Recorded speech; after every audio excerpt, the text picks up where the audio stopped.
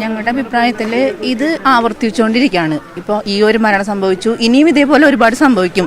പക്ഷേ ഒരാളെ പോലും ശിക്ഷിക്കാൻ നമ്മുടെ നാട് തയ്യാറാവണ്ട.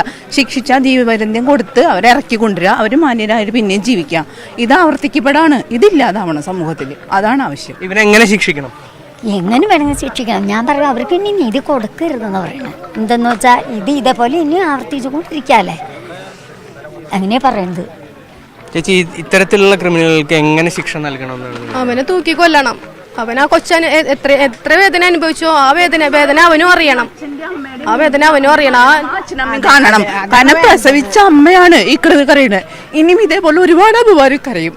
അപ്പൊ സത്യം പറഞ്ഞു കഴിഞ്ഞാൽ ഇത് ആ അച്ഛനമ്മയും കാണലേ ഉള്ളൂ, തൂക്കിക്കൊള്ളണം. അങ്ങനെ ഒരു നിയമം നമ്മുടെ നാട്ടിൽ വരണം. അതാണ് ആവശ്യം.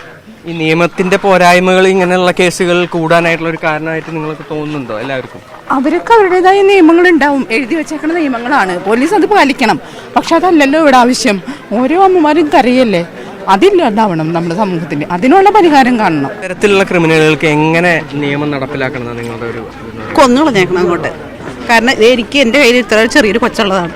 അതുപോലെ തന്നെ ഇവരുടെ കൊച്ചെന്തോരം കഷ്ടപ്പെട്ട ഓരോരുത്തർ പിള്ളേരെ വളർത്തണേ.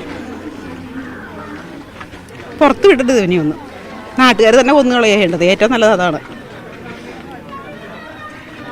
ഇത്തരത്തിലുള്ള സംഭവങ്ങൾ എത്രയൊക്കെ ശിക്ഷ കൊടുത്താലും ഇത്രയത്തോളം ഇങ്ങനെയുള്ള സംഭവങ്ങളൊക്കെ ഇങ്ങനെ ആവർത്തിച്ചുകൊണ്ടിരിക്കുകയാണ്. എന്ത് ചെയ്തിട്ട് ഒരു കാര്യമില്ല. മനുഷ്യന്മാർ കാലം മാറി. ഇന്ന് എല്ലായിടത്തും കേൾക്കണത് ഇങ്ങനെ തന്നെയല്ല. നമ്മൾ എന്ത് ശിക്ഷ കൊടുത്തിട്ടൊന്നും ഒരു കാര്യമില്ല.